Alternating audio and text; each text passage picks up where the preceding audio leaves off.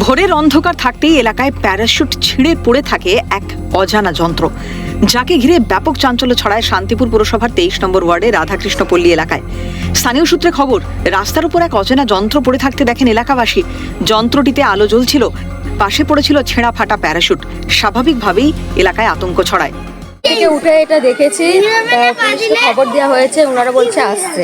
এটা মানে ঘুম থেকে উঠে মানে ভোরবেলায় ঘুমের থেকে উঠেই দেখেছি এই 5টা সাড়ে 5টার ভিতরে। তো মানে কোন জায়গাটা পড়েছিল, এটা রাস্তায় নাকি এরকম? না, এখানেই পড়েছিল।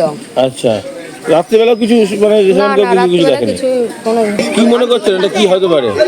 সেটা কোনো আইডিয়া নেই আমার। একটু চিন্তা তো হচ্ছে নাকি? চিন্তার তো একটা বিষয় আছে, মেশিনটা এসছে যেহেতু লাইট জ্বলছে, ঠিক আছে, হতে পারে কিছু একটা। যদিও এই রহস্যের সমাধান করে পাড়ার খুদেরাই।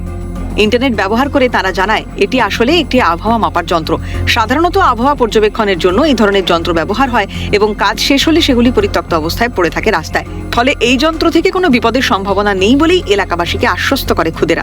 এটি আমাদের আবহাওয়া বিভাগের একটি যন্ত্র এবং এটি এখানে বলে কাজ করলাম। সবাই বলছে বোম নাকি কি, আর আমি বললাম যে না আবহাওয়া। তারপরে সবাই বলে, তারপরে গুগলে সার্চ করলাম আর ঠিক এটা কি দেখলে ওটা? আমি দেখা এটা আবহাওয়া মাপার জিনিস। আচ্ছা, কোন ক্লাসে পড়ো তুমি? 7 কোন স্কুলে? MN high. তাহলে এরকম গুজব বলে কিছু নেই, তাই তো? একদম একদম ঠিক, সবাই সুরক্ষিত। বাহ।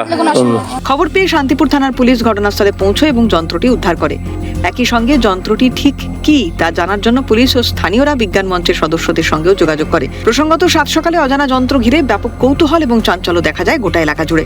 নদিয়া থেকে প্রসেনজিৎ বিশ্বাসের রিপোর্ট, ক্যালকাটা নিউজ।